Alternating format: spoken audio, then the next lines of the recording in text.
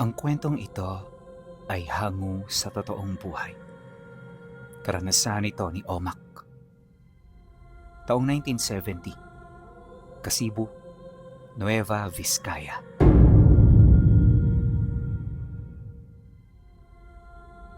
Noong mga panahong ito, kasalukuyang nasa edad 17 anyos pa lang si Omak. Mula sa edad na 15, nawalay na siya sa kanyang mga magulang para mag-aral sa kalapit bayan. Bagaman naghihirap ang kanilang pamilya, hangad ng kanyang ama na siya ay makapagtapos. Naniniwala ito na sa pamamagitan ng pag-aaral, magkakaroon siya ng maayos na buhay sa hinaharap. Nauunawa naman ni Omak ang sakripisyo ng kanyang pamilya, kaya kahit punong-puno ng pagtitiis, hindi niya naisipang sumuko sa pangarap niya. Sa loob ng 2 taon, nanirahan siya sa bahay ng tiyuhin niya. Kapatid ito ng tatay niya at malapit din niyang tiyuhin. Tiwala siya sa taong yun pinuno, sa kadahilan ng minsan na rin itong nanuluyan sa kanilang tahanan. Kilala niya ang ugali nito, maliban na lamang sa babaeng napangasawa nito. Ayon sa kanya, na sa 2 taon bihira niya lang itong nakausap. Minsanan lang kasi ito kung umuwi dahil meron itong pangalawang bahay na nakatayo sa sentro. At ang tahanang yon ang pinagkukuhanan nila ng hanap buhay, kaya kahit papaano hindi ito kwestiyon ng kanyang tiyuhin. Di rin may pagkakaila na pabor para sa kanyang ganoong sitwasyon, lalo pat nakakabuelo siya ng maayos sa bahay na tinutuluyan niya.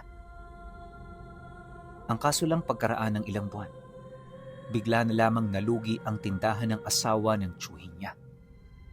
Ang dahilan nito, may mga nakitang uod sa mga tinda nitong bigas at pagkain na siya namang naging usap-usapan sa bayan. Mabilis itong kumalat hanggang sa pinangilaga na ang tindahan. At hindi nagtagal, ipinasara na rin ito ng barangay. Sa galit ng asawa ng tiyuhin niya, sinira nito ang bahay nila at dali-daling umuwi kung saan siya nanunuluyan. At magmula noon, hindi na ito umalis doon. Nang mapagtanto naman ito ni Omak, hindi niya maipagkakailang nag-aalangan siya, gawa ng nakakapanibago para sa kanya ang ganoong sitwasyon. Kaya para makaiwas, madalas na siyang ginagabi sa pag-uwi. Palagi na rin siyang nakakulong sa kanyang kwarto hanggang sa mapansin na ito ng tiyahin niya. Isang gabi, pagkatapos ng kanilang hapunan, hindi siya nito kaagad pinaalis. Ang tiyuhin niya ang nagsalita para sa tiyahin niya dahil medyo nahihiya pa yun sa kanya. Omak, sabi nga pala ng tiyahin mo, bakit palagi kang nagkukulong? Di ka rin tumutulong sa mga gawaing bahay? May problema ba? Hindi naman sa pinag-iisipan ka namin. Kaso, nararamdaman nila na parang hindi ka nila kapamilya. Payo ko lang sa iyo baguhin mo yung ganyang ugali. Sa lugar na ito, Omak, kami ang pamilya mo. At ang pamilya dapat nagdadamayan. Nang marinig niya ang sinabi nito, bigla naman siyang napayuko dulot ng matinding pagkahiya. Sinubukan din niyang mag-isip ng rason para makasagot, pero wala siyang nakitang butas sa mga sinabi nito. Kaya para matapos na ang lahat, mapagpakumbaba siyang humingi ng tawad. Pasensya na ho kayo, tiyo Hindi na mauulit. Alam ko rin namang mali ang ginagawa ko. Ang kaso lang ho, medyo nahihiya rin ako sa asawa ninyo Bukod kasi sa bago ko lang silang nakakasama rito, pinakikibagayan ko pa ho ang kanilang mga pakikitungo. Ay sus, Omak, hindi ka dapat ganyan. Kasi unang-una kami ang kasama mo rito. Asahan ko ba na magmula sa araw na to, babaguhin mo na ang ugali mo? Pakinggan mo to ng maigi, dahil para rin to sa'yo. Matapos nitong magsalita, hindi na ito umimik. Kaagad na rin itong tumayo, kasama ang asawa nitong di rin kumikibo. Ngunit bagaman ito'y tahimik, nakapagtataka na ang palihim nitong pagmamasid sa kanya. Hindi niya mawari pero parang may kakaibang ibig sabihin ang mga titig nito. Dumaan ang mga araw. Sinubukan ni Omak na pakibagayan ang pamilya ng tiyuhin niya. Nga pala pinuno, nasa 5 ang anak nito, kaya medyo dumami na sila sa bahay. Kagaya niya, nag-aaral din ang mga anak nito. May 2 itong elementarya, tapos 3 nag-aaral sa sekundarya. Mas nauna ito sa kanya, kaya kahit sa paaralan hindi sila nagkakasama. Di rin niya tipong ugali ng 3, sa kadahilan ng bukod sa mahilig itong mangdiskita. Para bang palagi nitong gustong-gusto na magkaroon ng gulo. Kaya hanggat maaari, hindi talaga siya nakikipaglapit sa 3. Ang problema, habang tumatagal ang kanilang pagsasama, di niya yun maiwasan. At kapag wala rin ang tiyuhin niya, pinipilit siya ng tiyahin niya na sabayan ang hilig ng mga anak nito upang meron itong magawa. Kaya kahit labag sa loob, napipilitan siyang sumunod. At kagaya ng inaasahan, kung hindi bugbog ang kanyang inaabot, kung ano-ano ang ipinapagawa ng mga ito. Minsan na rin siya nitong isinama sa pagnanakaw ng manok sa kapitbahay nila, na siya namang nagbigay sa kanya ng matinding kaba. Inakala rin niya na yun lang ang kanyang mararanasan, ngunit lingid sa kanyang kaalaman, hindi doon nagtatapos ang lahat ng mga kaganapan. Pagkaraan ng ilang buwan, tila bang nag-iba ang kilos ng pamilya. Ang mga bata na palaging nang didiskita ay bihira na lang niyang makalaro at ang tiyahin niya ay madalang na lang din niyang nakikita. Palagi na itong nagkukulong sa loob ng kanyang silid at gabi lang yun kung lumalabas. Hindi na rin ito sumasabay tuwing hapon, pero nakapagtatakang hindi ito pinagtutuunan ng pansin ng kanyang tiyuhin hanggang sa isang gabi naganap na nga ang mga pangyayaring hindi inaasahan. Habang nasa kasarapan na ng tulog itong si Omak, bigla siyang nagising nang marinig niya ang argumento ng mag-asawa. Noong una, inakala niya na dahil lang ito sa problema sa pera. Pero sa kakapakinig niya, nalaman niya na hindi ito tungkol doon. Ang sinasabi kasi ng tiyahin niya ay patungkol sa isang tao na nakatira sa bayan.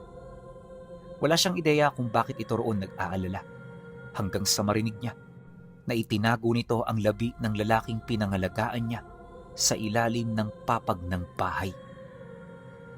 Malaki kasi ang tahanan ng tiyuhin doon ni Omak. Ang papag nito ay nakaangat sa lupa at sa ilalim nito natatakpan ng mga sakong may lupa ang paligid.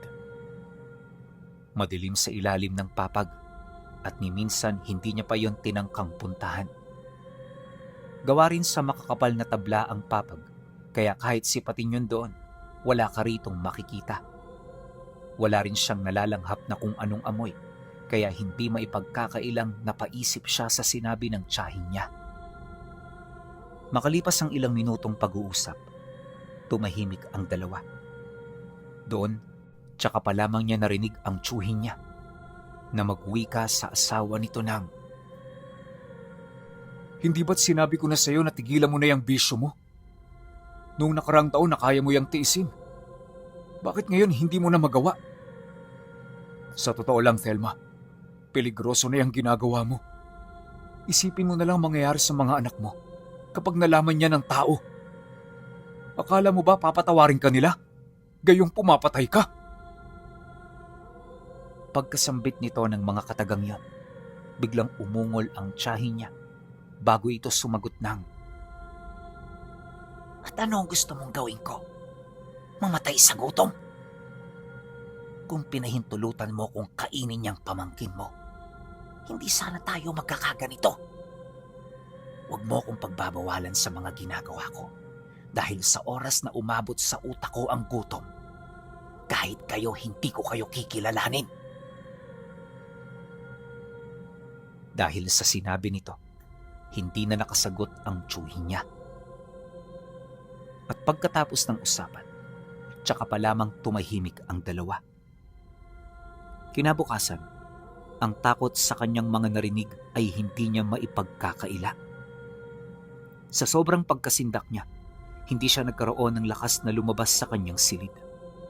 Nagpanggap din siyang may sakit upang hindi siya pag-isipan ng kung ano ng tiyuhin niya. Kinahapunan pag-uwi nito, napansin pa rin nitong hindi siya lumalabas. Dala ng pag-aalala, nagpa siya na itong pasukin ang silid niya. Pagbukas nito ng pinto, nadatnan siya nitong nakahiga, nagtutulog-tulugan. Alam ng tiyuhin niya na gising na siya dahil ayon sa mga pinsan niya, nakita siya nitong kaninang nakatayo at nagmamasid sa bintana ng kanyang silid. O Mac, huwag ka nang magpanggap dyan. Alam kong gising ka't wala kang iniinda. Tumayo ka na dyan dahil meron tayong pupuntahan. Nang marinig niya ang sinabi nito, kaagad naman siyang tumayo. Sa pagkakataong yun, hindi na siya nagsalita pa. Alam niya na mas ligtas ang pupuntahan nila kesa sa tahanan na kilala niya. Paglabas nila ng bahay, ang kanyang tiyahin ay napansin niyang nakatayo sa may bintana. Tulala ito at parang hindi sila nito nakikita. Dala ng kuryosidad, naitanong niya ito sa tiyuhin niya. Noong una nagdadalawang isip pa ito na sumagot. Pero nang makalayo na sila ng tahanan, pabulong itong nagwika sa kanya ng, Alam kong may napapansin ka ng kakaiba, O Mac. Huwag ka na munang magsalita, ha. Ipaubaya mo ang lahat sa akin. Pangako, hindi kita pababayaan. At ano man ang mangyari, hindi ka nila magagalaw. Nang marinig niya ito, tila ba napanatag ang kanyang puso. At dahil sa mga salitang yon, kung kaya't nawala ang mga nararamdaman niyang alalahanin. Nagtagal ng ilang minuto ang kanilang paglalakad bago nila narating ang unahang bahagi ng sentro. Doon, tumuloy sila sa isang bahay na ni minsan ay hindi niya pa napasok. Pagdating nila sa loob, may nakita silang pamilya na nagdadalamhati. Walang labi, pero lahat ng naroon ay umiiyak. Sa gilid na bahagi ng pasilyo, may isang matanda silang napansing nakaupo. Ang matandang yon ang tanging tao sa lugar na wala silang nakikitang emosyon. Tahimik lang itong nakatitig sa dingding. Ninanamnam ang hawak nitong sigarilyo. Paglapit dito ng tiyuhin niya, may hinahon itong umupo sa tabi nito. Ilang minuto rin yung hindi nagsalita na para bang pinakikiramdaman nito ang matanda. At nang mapukaw na nito ang atensyon ng taong yun, dito na ito malumanay na nagwika ng, Manoy Berto, siguro naman ho may naisip na kayo kung sinong may gawa nito. Natukoy niyo na ba ang may sala? Alam niyo na ba kung sino ito? Pagkatanong niya, bahagyang napatitig dito ang matanda. Bagaman hindi ito nagsasalita, kapansin-pansin ang katotohanang bumabakas sa mukha nito. At bakit mo pa yun itinatanong? Hindi ba't alam mo na kung sino ang tinutukoy mo? Noon pa man binalaan ko na kayo. Wag na wag niyong tataluhin ang bayang ito kung ayaw niyo kong maging kaaway. Pero nung ginawa ng asawa mo, hindi siya nakinig. Matigas ang kanyang ulo. At sa ngalan ng laman, handa niyang isakripisyo ang lahat. Paulit-ulit na lang ba tayo? Kailan ka pa matututo? Kapag wala na ang asawa mo? Matapos nitong magsalita, kaagad namang humingi ng tawad ang tiyuhin niya. Si Omak noon, tahimik lang na nakikinig, pero kahit klaro sa kanya ang lahat, nakapagtataka na wala siyang nauunawaan. Hindi niya kasi mawari kung ano ang pinag-uusapan ng dalawa. Ang buong akala niya kasi, walang kakaiba sa pamilya ng tiyuhin niya. Maya-maya pa, tumahimik na ang matanda kahit nagsasalita pa ang kanyang kausap. Hinayaan lang nito na magpaliwanag ang tiyuhin niya hanggang sa manawa na ito sa kakapangusap. At nung tumahimik na ito, muli itong tumitig dito habang nagsasalita na merong matinding babala. Alam mo na kung ano ang mangyayari. Kaya ngayon palang tanggapin mo na ang mga bagay na dapat mong tanggapin. Marami na akong ibinigay na pag-intindi sa inyo. Kaya sana maunawaan mo. Nang marinig ito ng tiyuhin niya, Hindi na ito roon nagsayang ng oras. Dali-dali silang umalis hanggang sa makabalik sila ng bahay kung saan naroon ang tiyahin niya. Pagpasok nilang dalawa sa loob, nakita nila itong kausap ang kanyang mga pinsan. Nang mapansin ito ang kanilang pagdating, bigla itong napatahimik. Dali-dali sila nitong kinaharap hanggang sa mapansin niya ang kakaibang pag-uugaling ipinapakita ng mga pinsan niya. Hindi na ito katulad ng dati na mga mapanlaro dahil sa pagkakataong yon, tahimik na ito at sumusunod sa lahat ng sinasabi ng kanilang ina. Nakakagulat to para kay Omak Pinuno, pero hindi niya ito gaanong pinagtuunan ng pansin. Alam niya kasi na may dahilan ng kanilang pagbabago. At anuman ito, naniniwala siya na hindi na dapat niya yun malaman. Pagtanong nito sa tiyuhin niya, kagad nitong nabanggit ang matandang pinuntahan nila.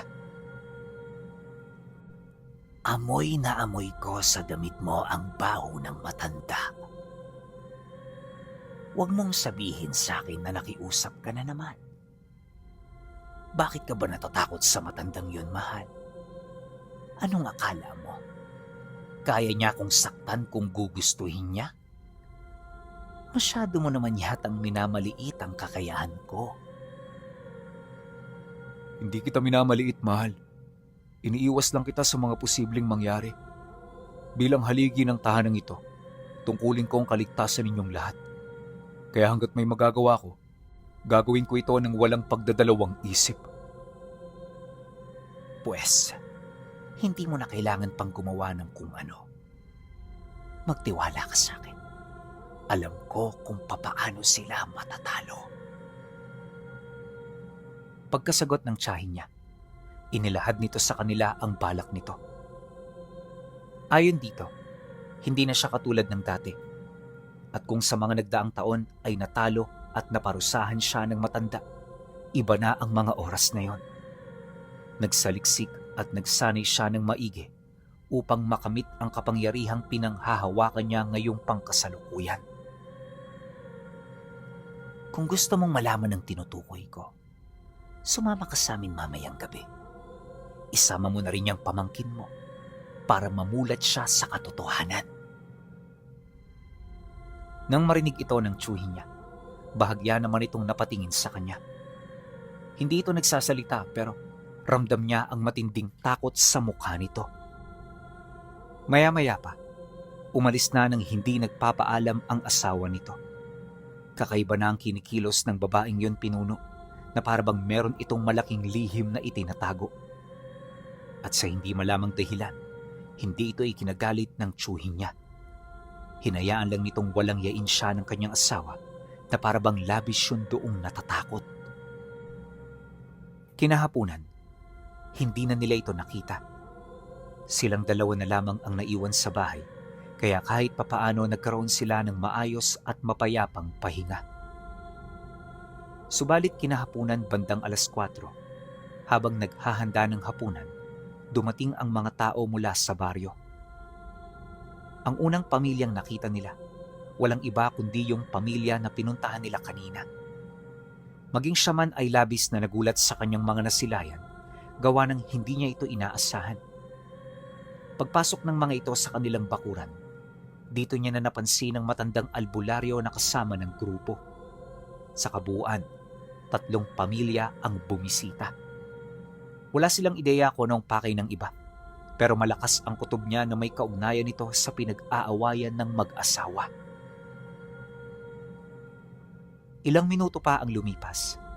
Dito na bumoses ang pamilya na binisita nila kanina. Inihayag nito ang dahilan ng kanilang pagdayo at yon ay walang iba kundi ang patungkol sa pagkawala ng kanilang padre de pamilya. Dagdag pa nito na, nakita sa tawas na ang tiyahin ni Omak ang dumukot dito at dinala ito kung saan. Binalaan din sila nito na anuman ang mangyari sa ama nila, hindi sila magdadalawang isip na kumuha rin ng buhay sa kanilang pamilya. Nang marinig naman yon ang tiyuhin niya, hindi ito nakasagot. Hinayaan lang nitong magsalita ang mga panauhing yon, senyales na alam na nito ang karumal-dumal na lihim ng kanyang kinakasama. Pagkatapos magsalita ng mga dayo, binigyan siya nito ng pagkakataon para mailigtas ang kanyang pamilya. Wika pa ng matanda. Nasa kamay mo na ang lahat. Ikaw ang pag-asa ng iyong mga anak. Kaya hanggat may pagkakataon, kumilos ka na. Huwag mong hahayaan na dahil lang sa maling desisyon, mararanasan mo ang buhay na ni minsan ay hindi mo pinangarap. Kausapin mo ang asawa mo. Bilisan mo't hanggat may panahon ka pa. Babalik kami rito bukas. At kapag wala pang balita, alam mo na kung ano ang mangyayari. Matapos nitong magsalita, kaagad naman itong umalis. Silang dalawa naman na iwan sa lugar na yan. Maiging pinag-iisipan ng mga pangyayari. Pagtungtong ng 5:00, hindi na nila natapos ang kanilang mga gawain. Niwala silang nalutong pagkain dahil sa kakahintay sa pagdating ng kanyang tiyahin at mga pinsan. Pagkaraan ng ilang minuto, nang medyo malalim na ang gabi, dumating ang mga ito bit-bit ang 2 sulo. Subalit di pa man ito nakakapasok sa loob ng bahay, paulit-ulit na sila nitong tinawag. Paglabas nila, dito niya nakita ang mapupula nitong mga mata. Walang pagdadalawang isip sila nitong kinawayan, hudyat na kinakailangan na nila raong sumama. Kaya naman nang makita ito ng tiyuhin niya, hindi ito nagdalawang isip na sumunod. Mula sa kanilang tahanan, tinahak nila ang daan patungo sa masukal na kakahuyan. Nasa labas na ito ng bayan pinuno, kaya bibihira na lang doon ang mga taong nakatira. Hindi nagtagal, dito nila narating ang parte ng kakahuyan kung saan nakatayo ang malalaking puno. Napapalibutan ng baging ang paligid at medyo mamasa-masa ang lupa. Marami din doong nagsisitaas ang damo, kaya kinakailangan nilang gumawa ng panibagong daan para lang makausad. At sa pinakadulong bahagi nito, nakita nila ang tiyahin niya na nakatira pa sa harap ng isang malaking kahoy na may kulay pulang balat.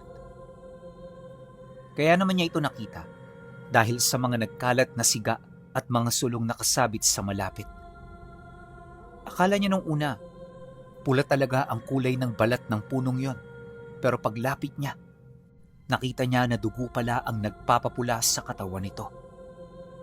Sa gitnang bahagi ng kahoy may isang labing nakasabit. Ang mga buto nito ay nakalabas na at para itong kinatay na baboy. Nahati sa 2 ang katawan nito at nawawala ang mga laman loob. Patuloy ding umaagos ang dugo nito sa bawat laman, indikasyon na ilang minuto pa lang ang nakakalipas magmula nang makatay ito. Akala ni Omak, yun lang ang karumal-dumal na kanyang makikita, pero paglapit nila sa tiyahin niya, nakita niya itong sumalubong sa kanila, bit-bit ang isang punyal na punong-puno ng dugo. At nang makaharap na ito sa tiyuhin niya, tinawag nito ang panganay nitong anak habang nagwiwika ng, "Masyado akong minamaliit ng albularyo. Ano bang akala niya? Wala akong mga itinatagong abilidad? Sa bawat tagumpay, kailangan ng matinding sakripisyo. At ang mga nilalang na nalalagpasan ng matinding sakripisyo ng kanilang mga buhay, ang siyang nagiging dakila." Walang sabi-sabi, itinarak nito sa gitna ng dibdib ng panganay nitong anak ang hawak nitong punyal. Mabilis na bumulwak ang dugong nagmumula sa kalooban nito hanggang sa paunti-unti nakaramdam na ito ng matinding panghihina.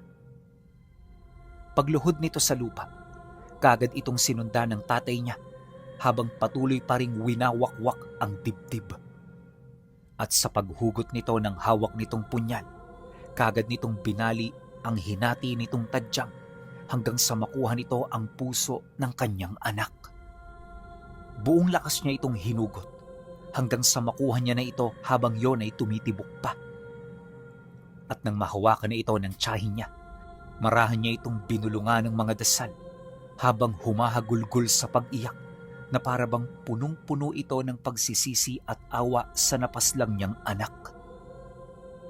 Matapos niya itong gawin, isang taimtim na bulong ng dasal ang kanyang binitawan. Paglapat ng hangin na nagdadala sa orasyon, ang puso ay naging kulay itim. Bumilis ang pagtibok nito at habang tumatagal naglalabas na yon ng pulang liwanag. At nang makita ito ng tiyahin niya, ito na ang naging hudyat para ilagay niya ito sa gitna ng katawang kinatay niya. Dahan-dahan niya ito roong inilagay hanggang sa ariin na itong ganap ng katawan. Pagkapit ng puso sa pinakagitna ng gulugod, ang nilalang ay muling nagkaroon ng buhay. Biglang tumiklop ang malaking hiwa nito mula ulo hanggang paa, hanggang sa nagsimula na itong umungol at umakto na parang isang nilalang na may kaluluwa. Dahan-dahan itong bumaba mula sa puno kung saan siya nakasabit hanggang sa lumuhod na ito sa harapan ng tiyahin niya. Paglalarawan ni Omak sa nilalang, hindi ito nalalayo sa dati nitong anyo. Yun nga lang wala na itong laman loob at may kakayahan na itong ibuka ang malaking hiwa mula sa kanyang noo at tiyan. May mga galamay na ring nananahan sa loob ng kanyang sistema na siya namang kumukonekta sa pusong nagbibigay buhay sa kanya. Kakaiba rin ang kilos ng nilalang. Malayong malayo ito sa hayop na alam at kilala niya. Matapos niya itong masilayan, ang takot sa kanyang dibdib ay nagsimulang mamuo.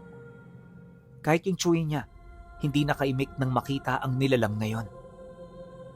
Maya-maya pa, dito na lumapit ang tiyahin niya ng nakangiti na parabang nagtagumpay ito sa kanyang eksperimento. Dahan-dahan itong lumapit sa tsuhi niya. Hinaplos ng bahagya ang mukha nito na parabang meron itong gustong ipabatid. Maya-maya pa, tsaka pa lamang ito nag-uwi ka sa kanila ng nagtagumpay ako. At dahil dito, kung kaya't mamamatay ang albularyong matagal nang kumakanti sa aking pagkatao. Ngunit nang marinig ito ng tsuhi niya, hindi ito kaagad pumayag. Natatakot man, pinilit nito na makapagsalita. Hindi yan ang paraan. Kapag ginawa mo yan, mas lalo mo lang palalalain ang sitwasyon.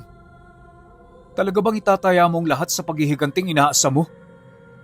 Binabalaan kita na bakit ito rin na maging daan para mawala ko sa piling mo. Nang marinig ito ng tiyahin niya, hindi yun nagpatinag. Para bang hindi ito naniniwala sa kanyang mga narinig. Matapos ang nangyaring pag-uusap, hindi ito nagdalawang isip na utusan ang nilalang na kanyang nilikha.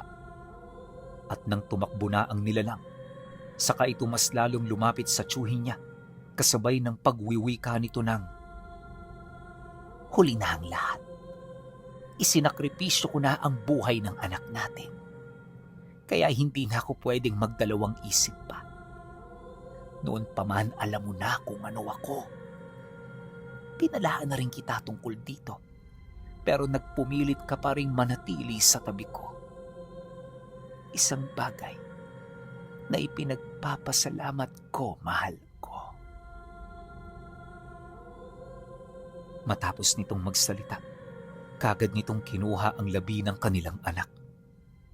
At doon, sa lilim ng isang puno, inilibing nito ang labing yon.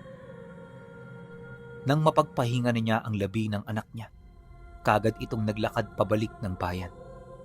Sila Omak naman, sumunod na rin sa tiyahin niya upang subukan pa itong kumbinsihin. Ngunit sa kasamaang palad, hindi nito pinakinggan ang kanilang hiling at pakiusap. Pagdating nito sa sentro, kagad itong humiwalay sa kanila upang puntahan ang tahanan ng albularyo na matagal na nitong kinagagalitan. Sa takot naman nila Omak, hindi na sila sumunod pa. Ilang minuto lang ang lumipas, ang hiyaw ng mga tao sa paligid ay nagsimula ng kumalat. Ang pagsalakay ay naganap na, kaya abot langit na ang nararamdaman nilang kaba. Hindi nagtagal, may mga nakita na silang mga taong tumatakbo. Marami ito at nagmumula sa iba't ibang pamilya na nakatira sa baryo. Bawat isa iisang bagay lang ang sinasabi, at yon ay may sumasalakay na nilalang sa bahay ng albularyo. Nagtagal ng ilang minuto ang kaguluhan bago nila nakita ang tiyahin niya na naglalakad bitbit ang ulo ng matanda. Hindi na rin nila nakita pa ang nilalang na binuhay nito, indikasyon na maaaring napaslang ito ng matanda. Pagsilay nito sa kanila, mabilis itong naglakad papalayo. Hindi na nila ito nilingon hanggang sa mawala na ito sa kanilang paningin. Ilang araw ang lumipas, naging maugong ang usapin ukol sa tiyahin niya, kaya nagpasya na rin sila ng tiyuhin niya na umalis ng bayan. Bumalik sila sa lugar ng kanyang pamilya para makapagtago pansamantala. Ayon kay Omak, araw-araw ay hinahanap ng tiyuhin niya ang asawa nito, pero bigo na yung muli pa itong makita hanggang sa buwan ay naging taon at ang taon ay naging mga dekada. Magmula noon, tuluyan na itong naulila. Araw-araw patuloy pa rin itong nagbabakasakali na darating ang araw na muli pa silang magkikita. Subalit sa kasamaang palad, ang araw na yon ay hindi na dumating. Nang tumanda na ang kanyang tiyuhin, palagi na itong naging bukang bibig ang pangalan ng asawa niyang matagal nang nawalay sa kanya. At paunti-unti, ang pag-iisip nito ay dahan-dahan na ring nasira. Si Omak ang nagsilbi rito hanggang sa nalipasan na rin siya ng panahon. At dahil sa sakripisyo niyang yon, kung kaya't ang pangarap niya ay kailanmay hindi na niya natupad pa. Nanatili siya sa bukid kung saan lumaki at tumanda ang kanyang mga magulang. Pilit na ginagawa ang trabaho na minsan na rin itong kinalakihan. Nakakapangsisi man, bukal sa loob niya itong tinanggap. At kalaunay na unawaan niya na hindi sa tagumpay masusukat ang halaga ng buhay. Ito ay nasusukat kung papaano ka maging malaya at masaya. Bagay na nagbigay sa kanya ng kakontentuhan sa sarili niya. Hanggang sa mamatay ang tiyuhin niya, hindi niya yun iniwan. At kahit wala na ito, bit-bit niya pa rin ang mga alaala nito, lalo na sa mga nasaksihan niyang kaganapan na talaga namang nagpatayo ng kanyang balahibo, katulad ng pinakamalaking sakripisyong ritual ng isang aswang.